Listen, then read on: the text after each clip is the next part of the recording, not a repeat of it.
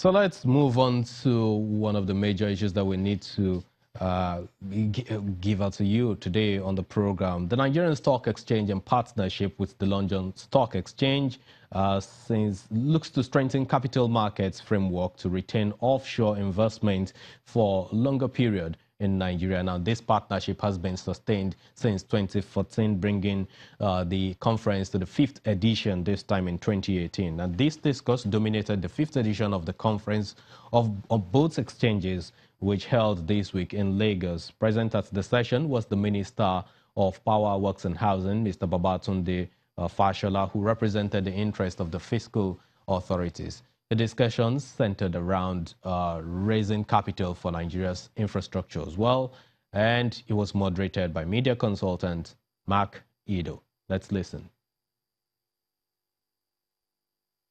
One of the questions I wanted to ask was, Governor first, Minister now, what's the main lessons you've learned when it comes to PPPs, public-private partnerships? Well, I think that before I go to PPPs, I think you will indulge me to go back to the debt issue. Go ahead. And I think it's a very important issue. And it has been used, in my view, in some quarters, not all quarters, in some quarters, as is policy of the capital markets. You've got them here in the room here. Let's keep this simple. What do you want them to do to help you?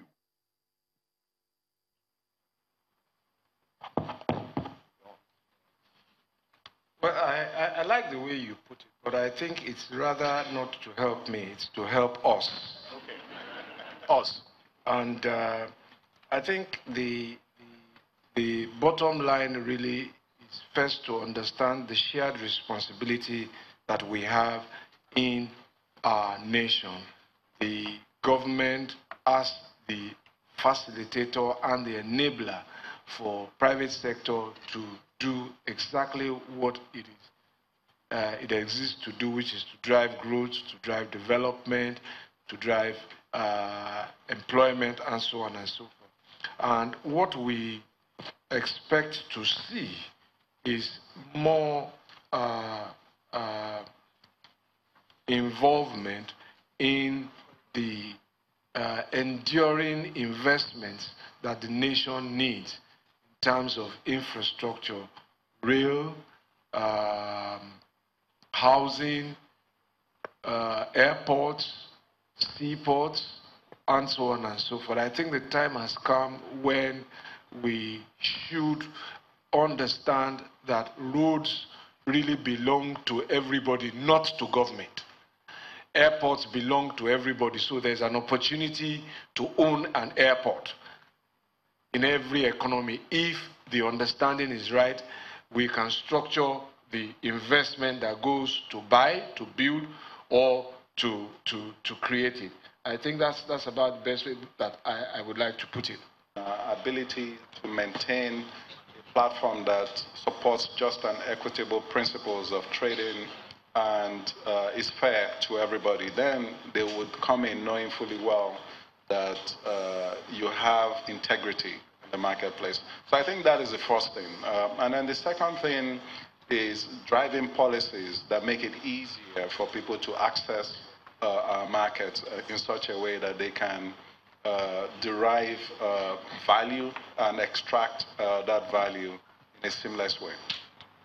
Where we have challenges is in global competitiveness. So we have about 95% of our foreign exchange earnings coming in from oil and gas, even though oil and gas accounts for 9.5% of GDP. So what is the remaining 90% doing? That 90% needs to be more competitive to generate FX earnings. And if we're able to do that, then we'll be properly aligned with what the Honorable Minister is saying. I think just drawing, of course, from our conversation, as well as some of the themes we've just heard from distinguished minister as well as Oscar. How can the capital markets help? I mean, it's not just about the equity capital markets that can assist from an infrastructure and power perspective, span all the way from, the loan capital markets, fund capital markets and into the equities. So when Minister talks about ownership or shared ownership of airports, various capital markets globally have put together, power infrastructure fund platforms that then list their units on exchanges and get investors playing the story that way. Of course, international investors, want to play an infrastructure theme in Nigeria, in Africa more broadly. And the other side of the equation, which is developers, general partners, asset managers of those infrastructure projects, look at those funds favorably because that gives them a tool to earn their development rate of return, which can quite often be higher than a typical enterprise. So I think a development of the fund capital markets is important, a development of the loan and project finance capital markets with maybe multilateral organizations and other pools. Multilateral organizations like? Like EBRD, IFC, guys that get involved early. And I think back to Oscar's point about integrity, market surveillance, market structures, the two exchanges are here to provide that sort of safety net, a systematic way such that investors' capital in these countries, in these nations, is safe and secure from an international perspective. I think done in a strategic way, replacing local currency debt with foreign currency debt, which is certainly needed in today's climate. But I think the bigger question of debt and the role that debt plays in an economy like Nigeria is very important. And what we've seen globally is that when you have very strong and vibrant debt capital markets, you then have a funnel, a funding mechanism for infrastructure that's critically important. And again, the key piece of that is also to really have local investors. So one of the big challenges I think we have in the Nigerian context is how do we mobilize domestic capital sustainably and move it into infrastructure and move it into parts of the economy that require patient long-term capital. This is a big question, and the debt capital markets are going to play an important part of that.